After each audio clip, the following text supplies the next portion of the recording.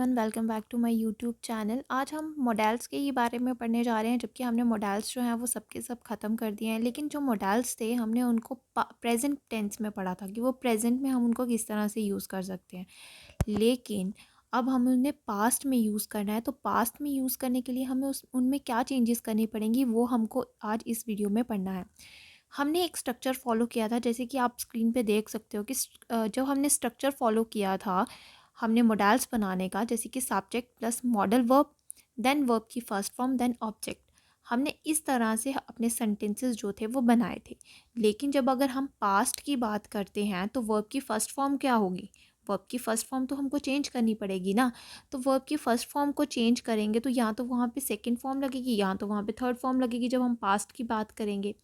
तो यहाँ पे क्या है कि ऐसा नहीं है कि हम पास्ट में जाके बात करेंगे, नहीं, हम होंगे प्रेजेंट में ही। हम प्रेजेंट में रह के पास्ट की बात करेंगे कि पास्ट में हम ऐसा कर सकते थे, हमें ऐसा करना चाहिए था, हमने शायद ऐसा हो सकता था।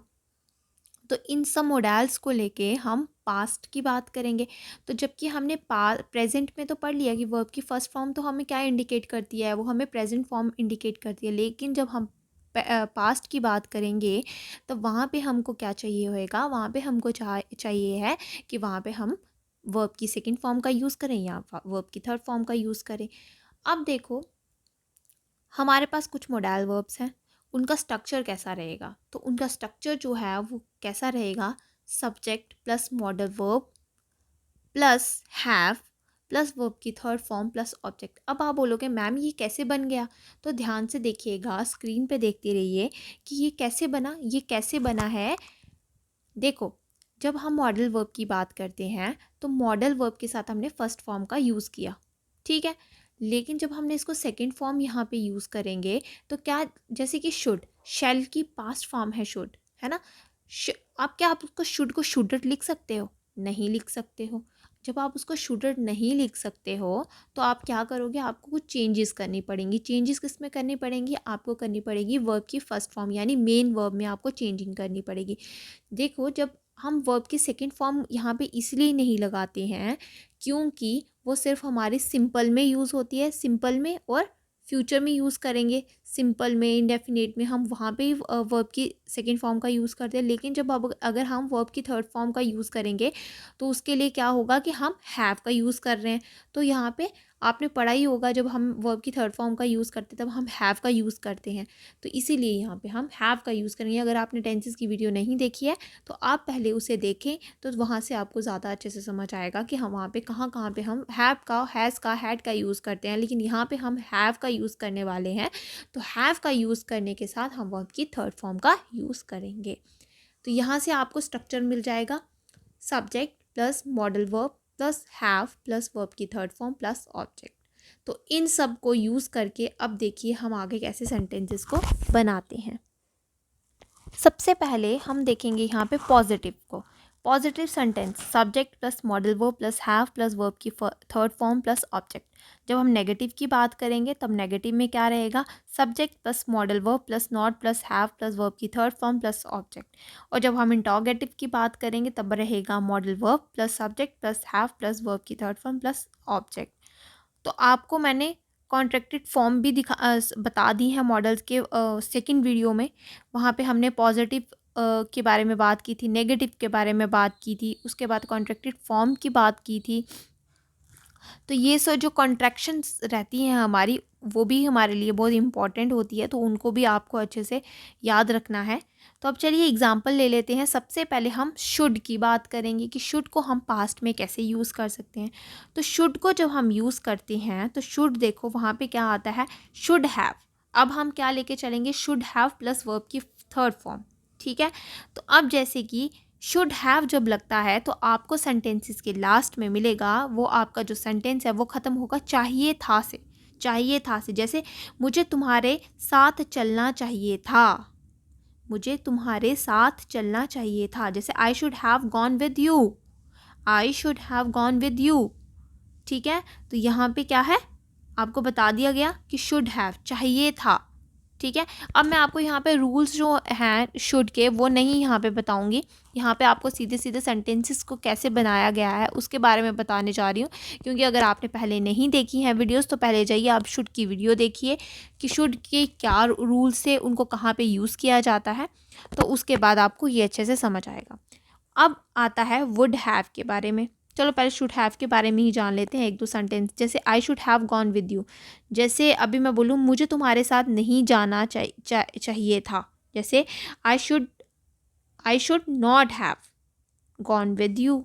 ठीक है, तो ये सब जो है ये हमारे यहाँ पे सेंटेंसेस बन जाते हैं। अब जैसे वुड हैव, अब वुड की बात कर लेते हैं तो वुड हैव में क्या आएगा, जैसे जिसके एंड में, सेंटेंस के एंड में आपको चुका होता। ठीक है, जैसे मैं इंग्लिश सीख चुका होता, मैं इंग्लिश सीख चुका होता, I would have learned English.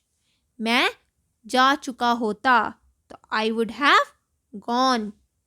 तो ये सब जो चीज़ें हैं ये आपको यहाँ से समझ आएंगे कि आपको हिंदी में भी पता होना चाहिए कि इनके जो सेंटेंसेस है वो एंड किससे होते हैं।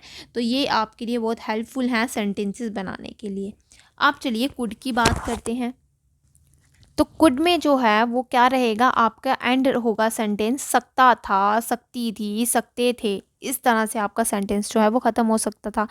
जैसे I could have become a teacher, तो ये थर्ड फॉर्म है बिकम। ठीक है, तो जैसे मैं टीचर बन सकती थी, या मैं डॉक्टर बन सकती थी, या मैं इंजीनियर बन सकती थी, तो I could have become a teacher, doctor, जो भी हो। ठीक है, वॉट एवर। अब देखो माइट हैव की बात करते हैं। तो माइट आपको पता है, मे और माइट जो है वो पॉसिबिलिटी को दर्शाता है। तो जब वो पॉसिबिलिटी को दर्शाता है, जब हम माइट की बात करते हैं तो यहाँ पे क्या है, हम प्रेजेंट में रह के बात कर रहे हैं पास्ट की। जब हम पास्ट की बात कर रहे हैं तो दैट मीन्स यू आर गेसिंग समथिंग। ठीक है, आप वहाँ के लिए कुछ गेस कर रही हो। ठीक है, जैसे कि अभी मैं माइट हैव की बात करूँ तो she might have gone to the market, कि वो मार्केट चली गई होगी। तो चली गई होगी, लेकिन यहाँ पे होगा होगी आपने पढ़ा होगा कि वो फ्यूचर में यूज़ होता है, लेकिन ये फ्यूचर में यहाँ पे फ्यूचर की बात नहीं की जा रही है, ये किसकी बात की जा रही है, ये पास्ट की बात की जा रही है। और यहाँ पे बैठ के, प्रेजेंट में बैठ के आप गेस कर रहे हो कि वो चली गई होगी। जैसे रिया घर पहुँच गई होगी। ठीक है, तो जैसे रिया माइट हैव रीच्ड होम, तो यहाँ पे क्या है, रीच जो है वो थर्ड फॉर्म है वर्ब की। तो यहाँ पे क्या आ गया कि यहाँ पे, हाँ माइट में देखिए, माइट में सिर्फ 20% चांसेस होते हैं। यहाँ पे सिर्फ शायद की बात है। देखो जैसे शायद रिया घर पहुँच गई होगी। ठीक है, शायद, तो रिया माइट हैव रीच्ड होम। तो माइट जो है यहाँ पे क्या पॉसिबिलिटी को दर्शाता है, तो दैट मीन्स कि यहाँ पे चांसेस बहुत कम हैं, 20% चांसेस की बात की जा रही है। लेकिन जब हम मे की बात करेंगे, मे हैव की बात करेंगे, तो वहाँ पे चांसेस जो हैं वो थोड़े से बढ़ जाते हैं। जैसे 50 to 60% जो है चांसेस जो हैं वो बढ़ जाते हैं। जैसे रिया मे हैव रीच होम, तो यहाँ पे क्या है, चांसेस बढ़ गए हैं कि शायद वो घर पहुँच गई है, होगी। ठीक है, अब चलते हैं, बात करते हैं मस्ट हैव के बारे में। मस्ट हैव हमें क्या बताता है, तो देखिए मस्ट हैव के बारे में अगर बात करें तो जैसे कि राम मस्ट हैव फॉरगिवन टीना, तो फॉरगिवन जो है वो हमारा आगे वर्ब की थर्ड फॉर्म। तो अब यहाँ पे बात की है राम को टीना को माफ़ कर देना चाहिए था। ठीक है, राम को, सीधी सी बात, राम को टीना को माफ़ कर देना चाहिए था। तो यहाँ पे मस्ट आपको पता है ना, वो कंपल्शन बताता है कि कोई चीज़ है उसको करना ही करना है, ज़रूरी है करना। ठीक है, ये यहाँ पे आपको बताया था मैंने, आपको मॉरल ऑब्लिगेशन, मॉरल ड्यूटीज़ के बारे में आपको बताता है।